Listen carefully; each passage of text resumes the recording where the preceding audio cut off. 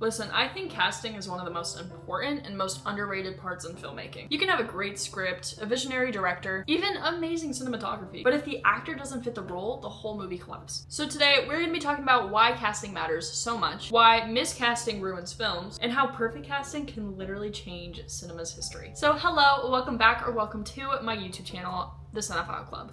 If you like talking about movies, please subscribe. I am only experienced by watching movies and looking up all the research I can.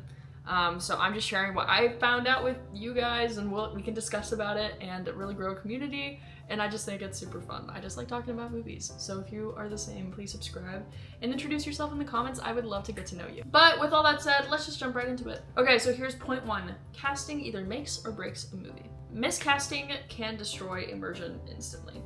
For example, Gal Gadot. Kalel, no! I hate her. She's so unserious to me. Like, I feel like whenever she comes on, she's just like, get off. Anyway, I'm gonna be giving you examples of miscasting. Oh gosh, I'm gonna butcher all these names. Please don't come for me. Sofia Coppola in The Godfather Part 3. I haven't seen that. She was widely criticized for inexperience and overshadowed the film legacy. Jesse Eisenberg as Lex Luthor in Batman vs Superman. It was divisive. Many thought he lacked menace. And then, this is one of my favorites, is Russell Crowe in Les Mis. He was a powerhouse actor, but his singing pulled audiences out. His singing is so funny to me because he's just like so nasally and just like 2 4 6 4 1. I feel like I sounded like Hugh Jackman right there. I'm not an impersonator. Or very good at it, even if I try. So please don't judge me. But like, oh gosh, and I'm trying to think of a line he says. Your time is up and your parole's begun. That means I'm free. I love that movie. I really don't. But like, I like it, but I don't. It's just so long, but I randomly will be like, I need to watch it. Even though I really don't like Les Mis. I don't know. Anyway, but I just like it because that movie is such like a celebrity cast movie. I think it's fun. So, and the singing is very beautiful, and I love Hugh Jackman. I'm just a huge sucker for Hugh Jackman. Anything with Hugh Jackman in it, and he sings, sign me up. Then we have Topher Grace as Venom in Spider-Man 3. Fans felt he didn't fit the role's intensity.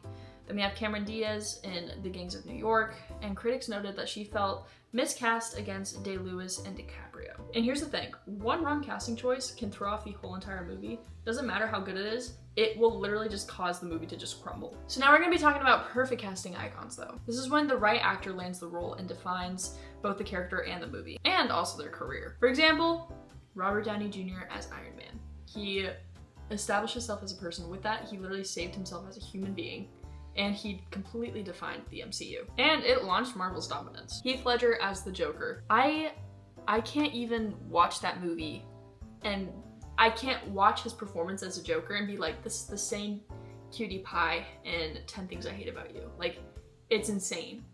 I can't even imagine someone else like to play the character. Like, it was insane.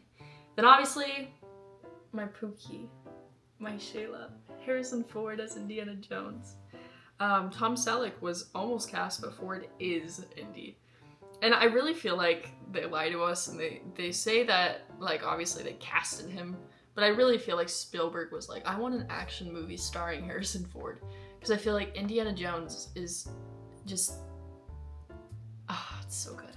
I know Harrison Ford is more of a jerk in real life, but I just love Indy's sass, and Harrison Ford is just the best at sass. I love sassy men. Anyway, it's just my favorite thing. Like, I don't like Luke Skywalker because he's just Luke, but like Han Solo. Then we have Sigourney Weaver as Ripley in Alien. Proved women could carry action roles. Robin Williams as the genie.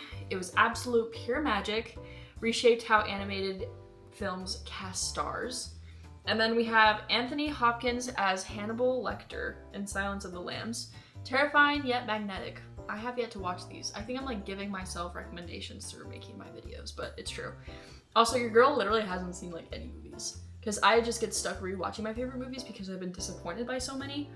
So like I literally just rewatch, like the only DC movies I've ever seen first two Batman movies with Christian Bale, and then Superman. Those are my only three. I started watching Wonder Woman and I hated it because of the villain, but now I feel like I would hate it because of Gal Gadot. But yeah, that's the thing. I just get stuck. And I'm literally wearing a Star Wars shirt. I've never seen Star Trek or like anything else, or even Alien. I've needed to watch that one. But yeah, and then the thing is when casting clicks, it's literally lightning in a bottle, and suddenly you're just watching history being made. And I feel like an actor does a good role as a character is when you see that person, you don't think of him like, oh, that's Robert Downey Jr. You're just like, oh my gosh, it's Tony Stark, kind of a thing. Or even opposite, like he'll come on screen as character, and I'm like, oh my gosh, Robert Downey Jr. And I'm like, wait, I guess this is a character, you know, like that kind of stuff, if that makes sense. And here's the thing that I've noticed, like obviously I'm an aspiring actress and casting is the big thing on my mind recently. Just because like without being casted in a movie, you're not gonna get worked. You're not gonna have work. I don't know. It's about depth and nuance and chemistry.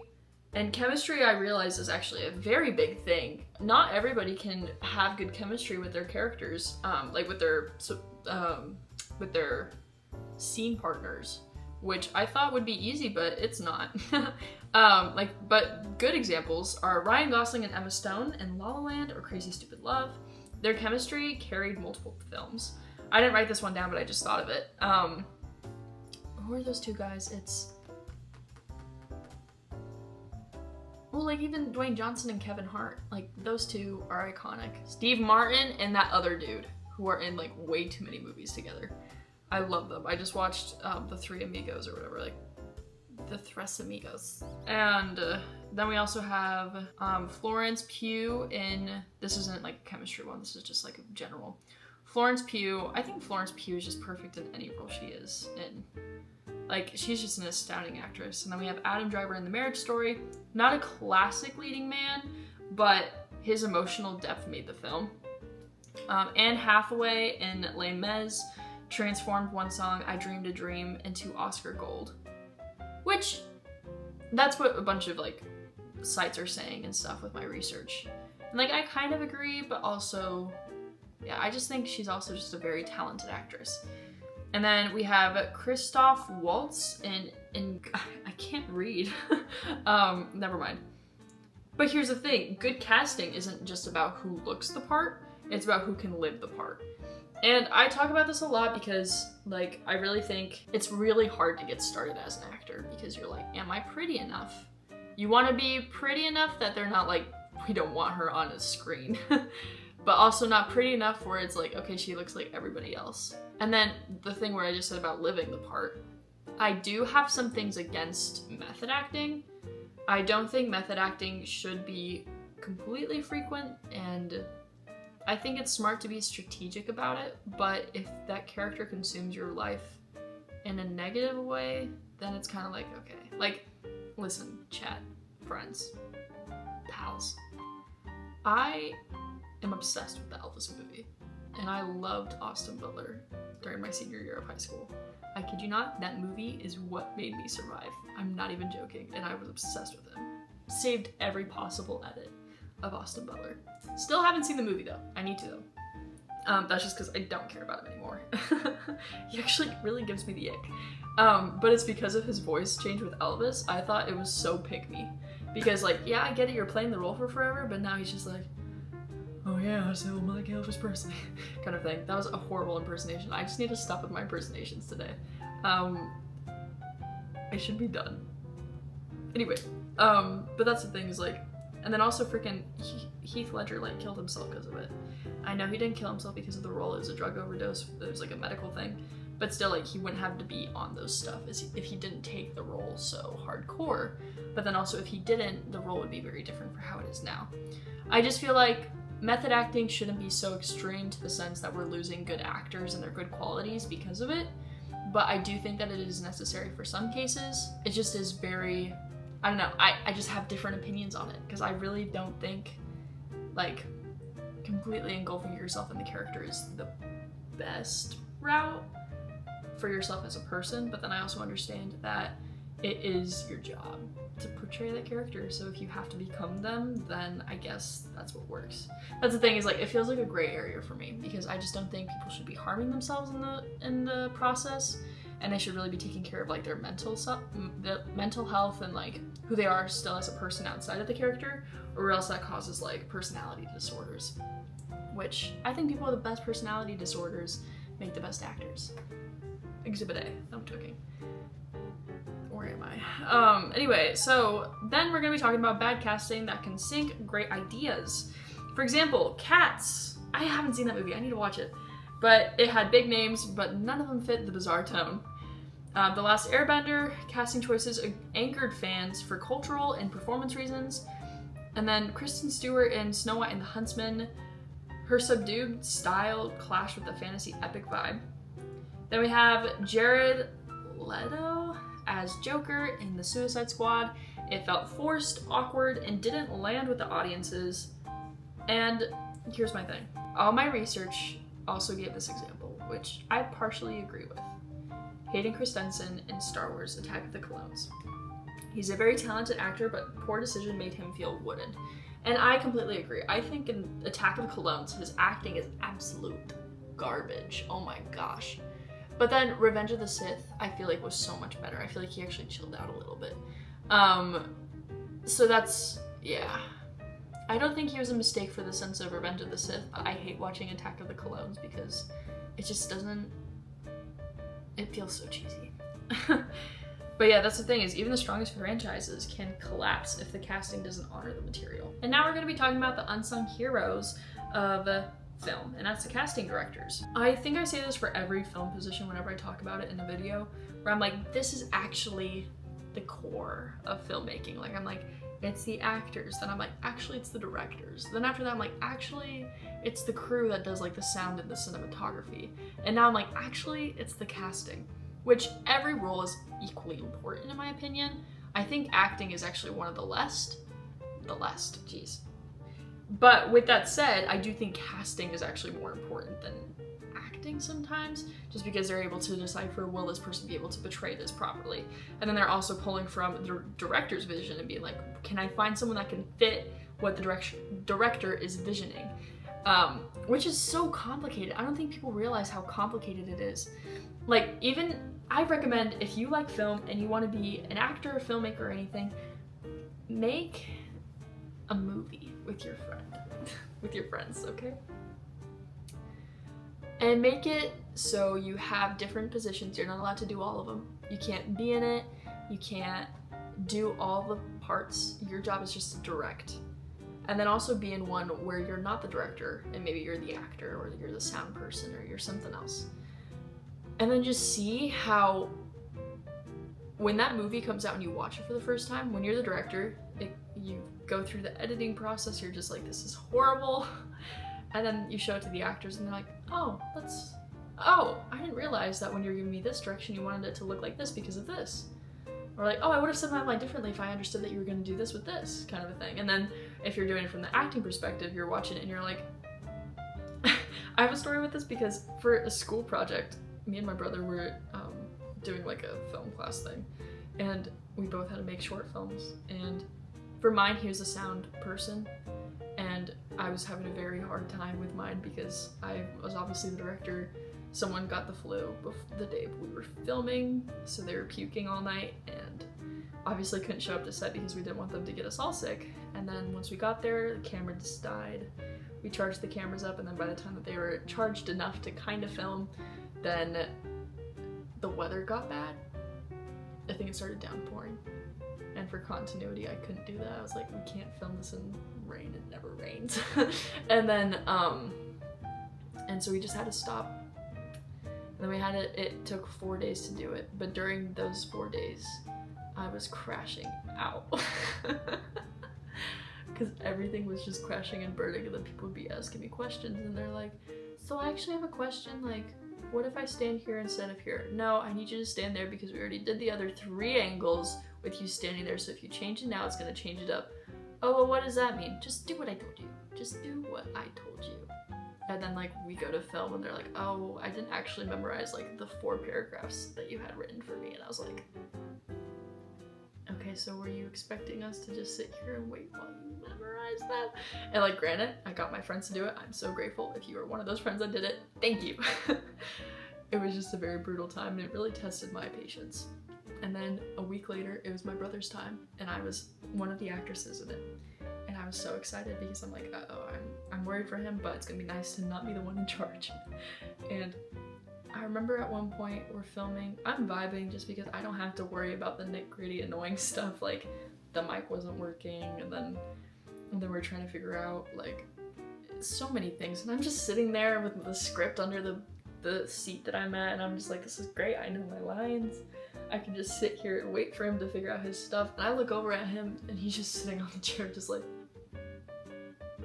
And it was funny because he told me before he did it, he was like, I'm excited because he's like, I'm glad I watched you do it first so I can plan ahead for these things. And even when he planned ahead, it went differently because him and his like producer / cinematographer just didn't have the same idea of how he wanted it to turn out. So when I watched the short film, it looked very commercially, which I understood is not what, and it felt cheesy and commercially and very like bright and peppy, when my brother kind of wanted it to be like sad. And it completely like, watching it, I was like, what did I even just watch? Like, that's not how I thought this was gonna turn out. But because they both had different visions and they didn't communicate it properly, and then also the people that we got to play those characters, like, it just didn't turn out the way it was supposed to. And so that's the thing. I don't know why I was yapping about that, but I just think it's fun to talk about. Those were the times. But it's over now. I still have nightmares. I really do still have nightmares. It took me like 60 hours to edit it because we had like a boom mic. I had to take the clip, like the audio from the boom mic, and then add it to the sound, but we didn't slate it properly. So I had to literally listen to every single audio. And when I tell you, we did like 30 freaking takes for this 7-minute short film. Like 30 takes for like each little chunk of dialogue. It took me 60 hours just to connect everything. I literally was like, it was getting to the point where I was like, should we just cut this whole scene? And like the person who was like my producer / like assistant director who'd done the class before, she's like, no, you gotta keep it. And I was like, I don't even know. I actually just gave up at the end of it because there's a scene where like a character falls. I didn't care to even like make the sound edit for it. I was just done. So it was just dead silence. Oh, it was so funny. I actually have that on my YouTube channel. It's just private, and only a couple people are allowed to see it. It's just funny. I recommend it though. But that's the thing. Every movie is very important, and you don't understand the importance of all of them until you put yourself in that person's shoes or even do the job for a little bit and you're like, oh, holy cow. Like, that's a big thing. Don't discredit other people's work just because it's not like the bright, shiny thing. And like, I actually think being a casting director would be very fun. I think every role in film would be fun to me. I just need to just start one. Even if I'm just like the makeup artist, I would enjoy doing that so much. Or continuity, like instructor or guider, super fun. I'm a huge freak when it comes to continuity. And like, I feel like I'm not very attention, like I don't pay that close of attention to detail. But when it comes to movies, I notice everything. And I think it's because of the movie that like the short film that I edited, and all that kind of stuff, because I just noticed all the really annoying things because I was staring at the same clip for like 2 hours each. I found a bunch of different casting directors. So I'm just gonna name a couple of them. So we got Marianne, oh gosh, I can't say the name. Nina Gold, she did Game of Thrones and The Crown. She found unknown names and turned them into icons. Sarah, oh, I thought my camera turned off. Sarah Halley Finn, responsible for nearly every casting decision in the MCU. Fred Roos fought to cast Al Poncho in The Godfather when the studio, oh my gosh, resisted. Oh, I can't read English. I need to go to bed. But the thing is a great casting director has better instincts than any algorithm. You can't AI yourself into chemistry. But that's the thing is like, I feel like movies can survive with bad CGI, bad dialogue, and sometimes even bad editing, but it cannot survive bad casting. Like think of Bridgerton. That whole thing is just iconic. And it's not even well-known actors. Like, obviously now they're well-known, but like beforehand, like it was just beautiful. Think of Anthony and, but you know, season 2. Like, they just, the chemistry of like, you can see how much that they hated each other. Beautiful. Oh, art. And sometimes casting saves movies. Sometimes it kills it. Either way, it's unforgettable. And here's the thing. I think studios need to stop focusing on big names and start focusing on the right names. Because like, for example, David Cornsweet, or whatever his name is, Cornsweet, I don't even know. Not a very well-known actor. I'd seen him in Pearl, and I thought he was okay. I actually didn't think he was very good in Pearl. I literally remember thinking to myself like, that actor was kind of like, eh. So I just think it's funny now. But like, he's not a well-known actor. And then the actress that played Lois, not a well-known actress. But now like, they did a good job and their chemistry is just beautiful. Casting is really just the invisible backbone of cinema. And when it's done right, it creates legends. And done wrong, it creates disasters, obviously. So what do you think is the best casting decisions in history? And then also tell me the absolute worst. Drop it in the comments, I would love to see your picks. But thank you so much for watching the Cinephile Club. Subscribe for more hot takes, film, and some behind the scene perspective that you probably won't find someone else. Because it's done by me. Anyway, I'll see you guys next time. Bye!